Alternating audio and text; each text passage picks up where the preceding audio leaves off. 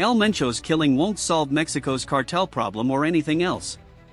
The killings of other cartel kingpins have done little to stem the production and flow of drugs towards the US. On Sunday, Mexican security forces killed 59-year-old Nemesio Ruben Oseguera Cervantes, alias El Mencho, the leader of the notorious Jalisco New Generation Cartel CJNG, based in western Mexico's Jalisco state. The Mexican Defense Ministry acknowledged that the lethal operation had been conducted with complementary information from the United States, whose peacemaker president, Donald Trump, has repeatedly threatened to attack Mexico to combat the drug cartels. Mind you, these are organizations that owe their very existence to U.S. policy and drug consumption in the first place. U.S. Deputy Secretary of State Christopher Landau greeted the news of El Mencho's death with glee, taking to X to proclaim this as a great development for Mexico, the U.S., Latin America, and the world. And yet things aren't looking quite so great thus far.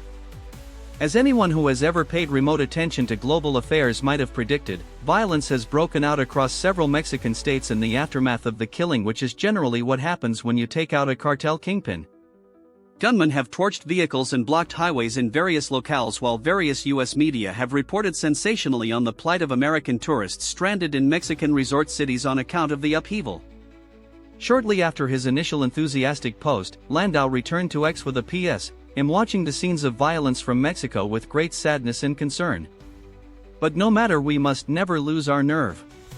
The Deputy Secretary of State ended his PS with some words of encouragement in Spanish for the Mexican nation: Animo Mexico. Cheer up, Mexico. But again, there is hardly room for cheer given that there is not a single example in pretty much the entire history of the world in which the killing of one cartel boss has resolved the narcotrafficking problem or anything else, for that matter. Recall the case of Pablo Escobar of the Medellin Cartel, killed in 1993 by Colombian police with a whole lot of help from the U.S. Drug Enforcement Agency DEA.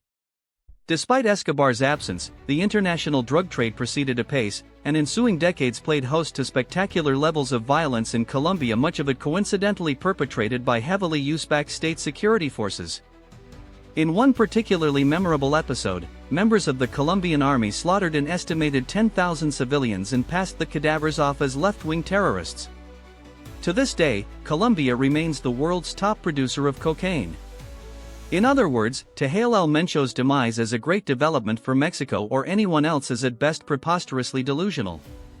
On Sunday, I phoned a Mexican friend in the southern state of Oaxaca, a supporter of Mexican President Claudia Sheinbaum, for our requisite argument over the day's events. In his view, Mexico's government had simply been doing its job in the war on drugs by eliminating El Mencho, and the US had nothing substantial to do with it.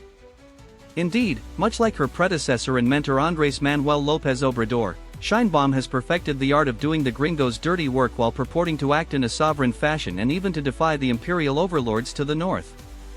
Granted, she does not have a whole lot of room to maneuver given the recent kidnapping by the US of Venezuelan head of state Nicolas Maduro and the fact that Trump has made it known that he is beholden to no law, whether domestic or international.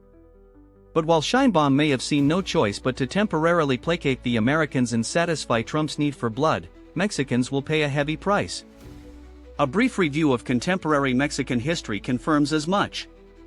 No sooner did then Mexican President Felipe Calderón launch his drug war under U.S. guidance in 2006 than homicides and enforced disappearances skyrocketed in the country. Well over 500,000 people have since been killed and disappeared, many of them victims of militarized agents of the state who often operate in cahoots with organized crime. Nary a dent has been put in the northward flow of drugs while the southward flow of US-manufactured weapons continues unabated. The state of Jalisco itself happens to have the highest number of enforced disappearances in all of Mexico and made headlines last year with the discovery of a clandestine crematorium on a ranch outside Guadalajara, one of the host cities of the upcoming World Cup. The ranch was reportedly used by the CJNG as a recruitment and training center as well as an extermination site. And the removal of El Mencho from the equation will do precisely nothing in terms of pacifying the landscape, just as the respective extraditions to the US of Sinaloa cartel leaders Joaquin El Chapo Guzman and Ismael El Mayo Zambada merely set off an ongoing violent battle for power. Contrary to lofty soundbites from US officials, the empire is not at all interested in getting rid of either drug trafficking or violence south of the border, as both phenomena provide a perennial excuse for US interference in Mexico and beyond.